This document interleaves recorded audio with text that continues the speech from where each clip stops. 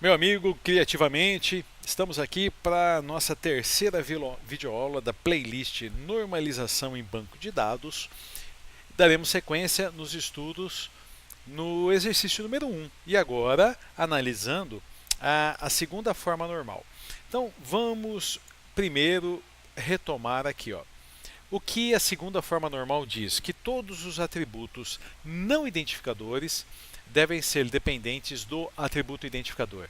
Provavelmente você não entendeu nada, mas tenho certeza que com a explicação que vamos fazer, você vai ver, puxa, eu já tinha visto isso nos exercícios que fizemos na primeira parte, lá na playlist Banco de Dados.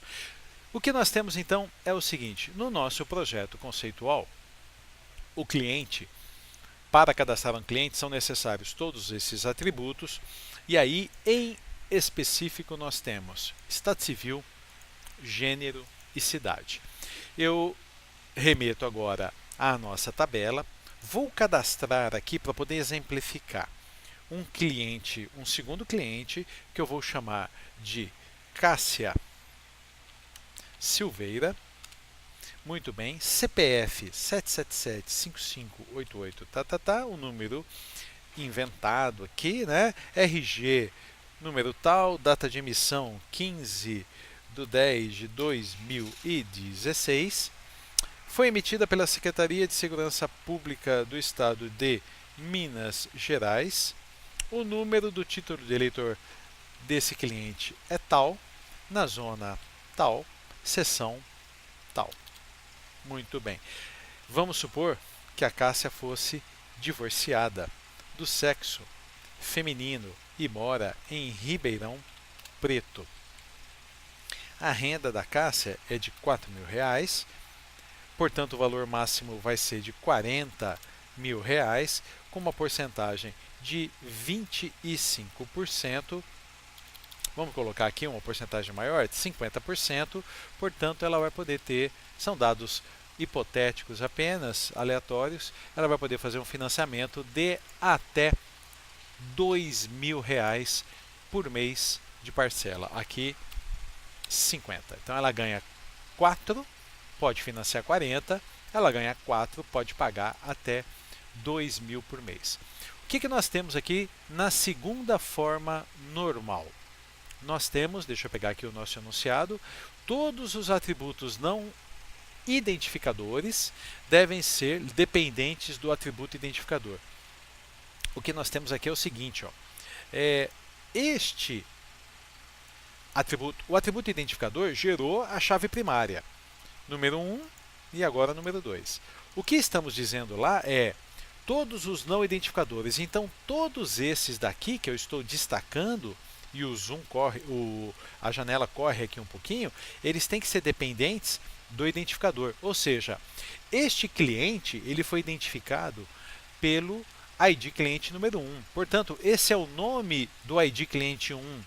Esse é o CPF do ID cliente 1, o número do RG do ID cliente 1 e assim por diante. A mesma coisa acontece aqui. Nome do ID cliente 2, CPF do ID cliente 2. No entanto, quando nós chegamos aqui nesta coluna, que eu vou destacar com uma outra cor, nós temos a seguinte situação. Divorciado não é um atributo do cliente.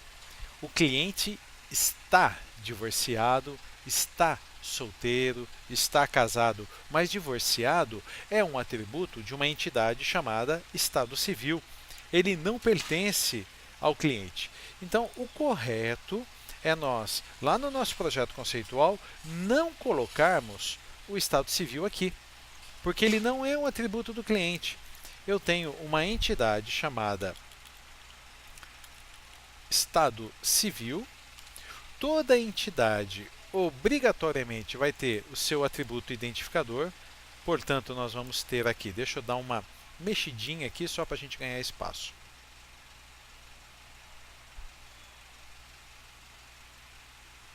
Um pouquinho mais para cá.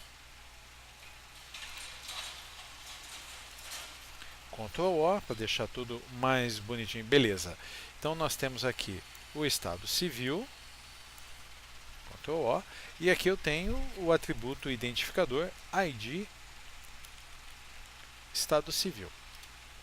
Além disso, todo Estado Civil vai ter o seu conteúdo, que eu vou chamar de nome. Então, lá na nossa tabela, o que vai acontecer? Nós teremos, digo, uma tabela chamada Estado Civil, que vai ter o seu atributo identificador ID Estado Civil e vai ter nome. Eu vou pegar e vou copiar a formatação aqui, só para a gente ganhar um tempinho. E aqui eu digo o seguinte, deixa eu aumentar aqui o espaço entre as linhas, largura da linha, 15, vamos colocar aqui um 30.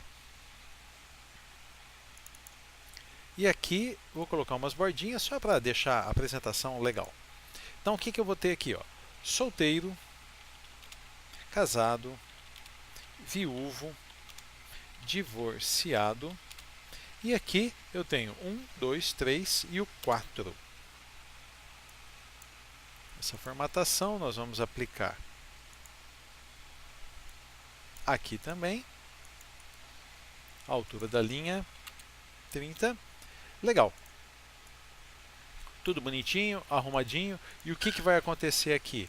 Ao invés de nós colocarmos o Estado Civil do cliente, nós vamos pôr o ID do Estado Civil, criando a chamada chave estrangeira, que nós nos habituamos a colocar na cor cinza.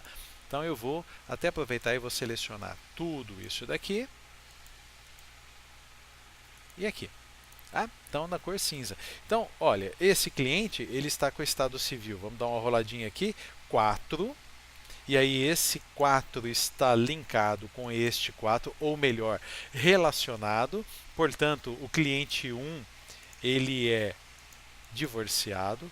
O cliente 2 também é um 4 divorciado. E veja o que aconteceu. Nós tínhamos divorciado e div, uma redundância, escrito de forma diferente, gerando inconsistência. A partir do momento que eu apliquei a normalização, ou seja, o atributo não identificador estava no lugar errado. Ele não pertence ao cliente. Esse atributo identificador pertence a Estado Civil. Eu apliquei a segunda forma normal. Todos os atributos não identificadores devem ser dependentes do identificador.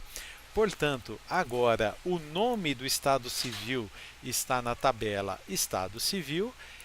Nós eliminamos a redundância e eliminamos a possibilidade da inconsistência, que era o que tínhamos aqui. Então, uma prática que já estávamos fazendo lá anteriormente, nós agora estamos fazendo também, só que aplicando a nomenclatura correta, a técnica correta. Para finalizar o nosso projeto conceitual, eu vou ter um relacionamento entre Estado Civil e cliente, e eu digo que cliente está um Estado Civil. Ele está solteiro, está casado, está viúvo, está divorciado. Então, um cliente está um Estado Civil, enquanto que para um Estado Civil eu posso ter 0n clientes. Isso vai gerar uma entidade, um relacionamento do tipo 1 para n, e nós já vimos que a ponta n, cliente, vai receber o ID da ponta 1. Portanto, o cliente vai receber o ID Estado Civil.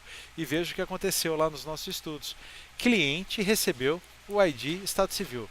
Chave primária, chave estrangeira. E o relacionamento sempre é entre uma chave primária e uma chave estrangeira. Então, estamos seguindo exatamente a mesma linha de raciocínio, só que agora aplicando, é aqui que eu quero, formalmente, rigidamente, as formas normais, sem que seja simplesmente pela prática, mas aplicando a teoria. Portanto, a segunda forma normal diz que todos os atributos não identificadores devem ser dependentes do atributo identificador. Onde que nós vamos encontrar mais esse problema? Nessas duas situações aqui, ó, o gênero e a cidade. Pois, lá na nossa tabela, nós deveríamos ter, eu vou dar um copiar e colar aqui para a gente ganhar um tempinho, nós deveríamos ter uma tabela chamada gênero, com o seu ID gênero, e aqui o nome. Então, eu vou colocar aqui, ó, masculino, feminino, tá? São as duas opções que eu vou destacar neste nosso exercício. E aqui o que, que nós vamos ter? Não vamos ter o gênero, vou ter o ID, gênero, que também vai ser uma chave estrangeira. Então nós vamos destacar em cinza e o que, que vai acontecer? O Wagner é do 1 e a Cássia é 2. Mesmo que eu tivesse aqui um terceiro cliente do sexo ou do gênero masculino, eu colocaria 1, 2, 2, eliminando a possibilidade de inconsistência, né? Porque a redundância agora ela está totalmente controlada. 1 e 1 é redundante, mas eu não tenho como escrever 1, porque não vai ser possível escrever 1 assim.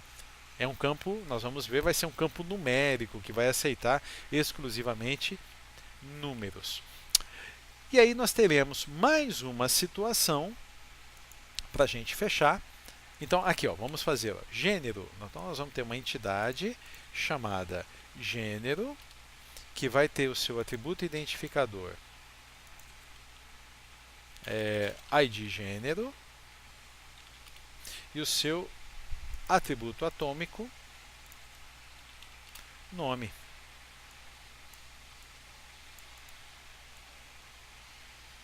Devagarzinho nós vamos ajustando aqui. E eu digo que na relação estabelecida, o cliente é do gênero, então é do gênero. Então um cliente é de um gênero, enquanto que para um gênero nós podemos ter 0 ou n clientes. Geramos uma relação do tipo 1 para n, a ponta n recebe o ID da ponta 1, cliente receberá o ID gênero. E se nós formos ver aqui, foi exatamente o que aconteceu, a tabela cliente recebeu o ID gênero. E de maneira idêntica a todo esse processo, nós vamos ter cidade. Então nós não teremos aqui um atributo chamado cidade, mas sim uma entidade chamada cidade. Toda cidade tem o seu atributo identificador, ou melhor dizendo, a entidade cidade tem o seu atributo identificador, ID cidade e nome. E eu digo que cliente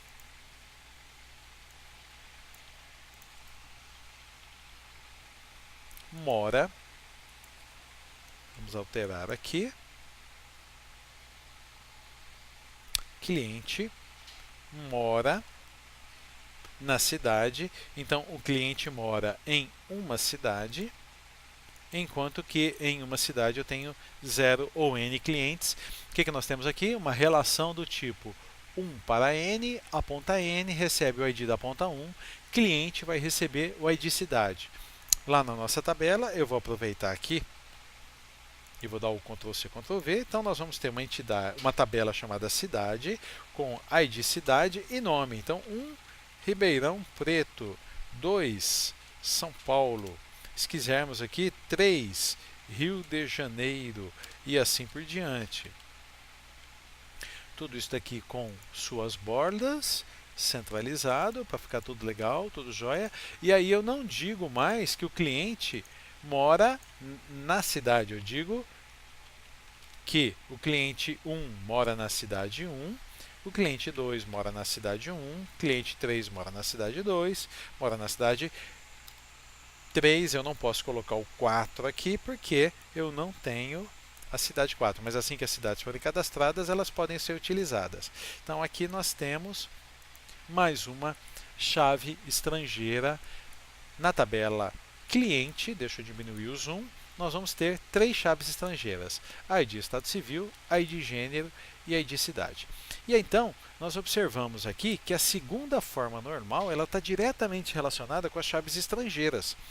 Quando nós aplicamos que todos os atributos não identificadores devem ser dependentes do atributo identificador, nós estamos dizendo assim, olha, o nome da cidade não é um atributo do cliente, é um atributo da cidade. O nome, por exemplo, do sexo, a descrição do gênero, a descrição do estado civil e assim por diante. Então, esse ajuste que nós fazemos na segunda forma normal Normalmente é essa forma normal que dá origem às chaves estrangeiras. E assim nós completamos a análise e a avaliação da segunda forma normal aqui na nossa tabela, no nosso projeto, e na próxima videoaula nós finalizaremos analisando, avaliando a terceira forma normal. Te encontro daqui a pouco. Aquele abraço.